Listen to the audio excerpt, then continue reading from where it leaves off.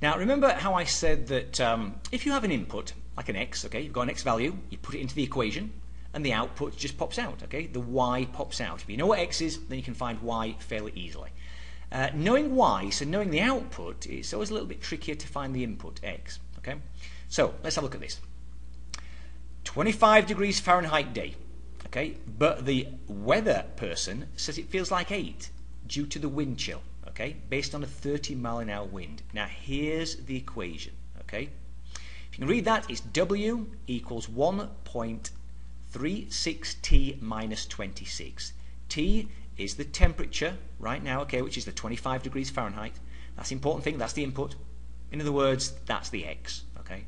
The W is the wind chill, the Y, the output, okay? So, let's see if it's right using this formula. Okay, if T equals 25, okay, does it feel like 8 degrees? Does it? I don't know. Let's try it. So 1.36 times T, which is 25. Okay, 1.36 times 25 equals 34. Apparently I then take off 26, and it equals 8. Okay, so it's correct. Okay, so if I put 25 right here, W will be 8. Okay, and you can play with more numbers in that table if you really want to. Okay, so again, that's not too bad. You know, if I know what T is, I can find W. Okay, I know what the input is, put it into there, no messing around with the equation, put the numbers in, W, the output, will kind of just come out in your calculator. Now, if we have to do it the other way around, okay, so, is there anything down here? Right, look at this one here. Okay, this is a good one. Now I know that the wind chill, so I know W now, it's minus 18. It's cold. So I still use this. 1.36 T, I'm assuming T is what I'm going to be looking for, minus 26. So we are actually looking for the air temperature, okay? That has eventually a wind chill, it feels like negative 18. So can you see,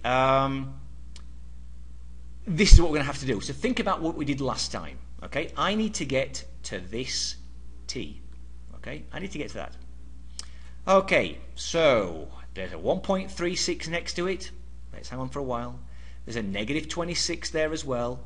Now if you remember, I kind of said to you, okay, get rid of these numbers first. Leave the number next to the letter alone for now. So what's the opposite of negative 26?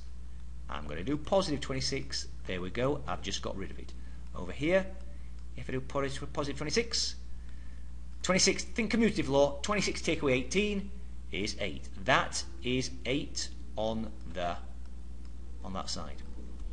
So 1.36 T. Okay? Right, what do I do now? I divide by the number next to the letter. Okay?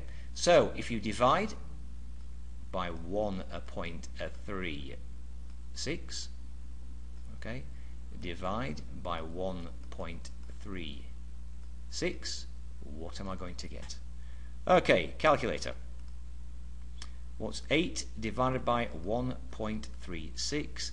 That is 5, about 9, okay, sorry, listen to me, about 6, 5.8, so about 6, okay?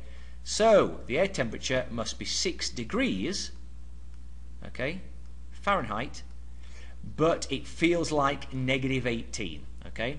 So again, so the easier thing would be, if I knew it was 6 for the air temperature, I would have put it right there, and when I put it in my calculator, I would have got negative 18 as the answer. But this time I knew the answer, knew the output, negative 18. I had to find out what the air temperature was, the T.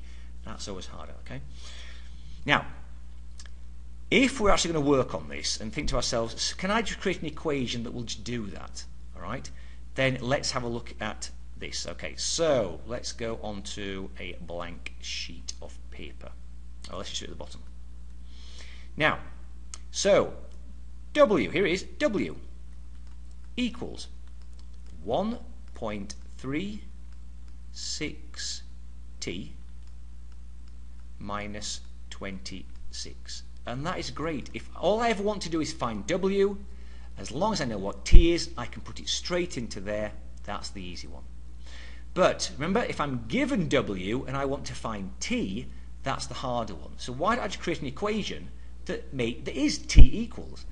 Oh dear, right, here we go. I want to get that by itself. Now, just like we did it before up here, okay, when I had a number in for W, this time I'm not going to have a number in for W, I'm going to leave it as W. But think about what we did up here. What's the first thing we did? Way over there on the right, we added 26, okay, right here. Okay, to get to the T by itself, I'm going to add 26. So let's do that. Add 26, and it has gone. I've got to add 26 over here, but how do I add 26 to a W?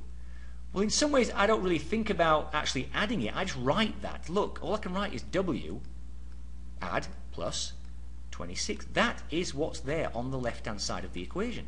Okay, that's what that is. I can't literally add them together. I could do if there was a number, okay, but right now it's just W. What do I have on the right? I've still got 1.36T.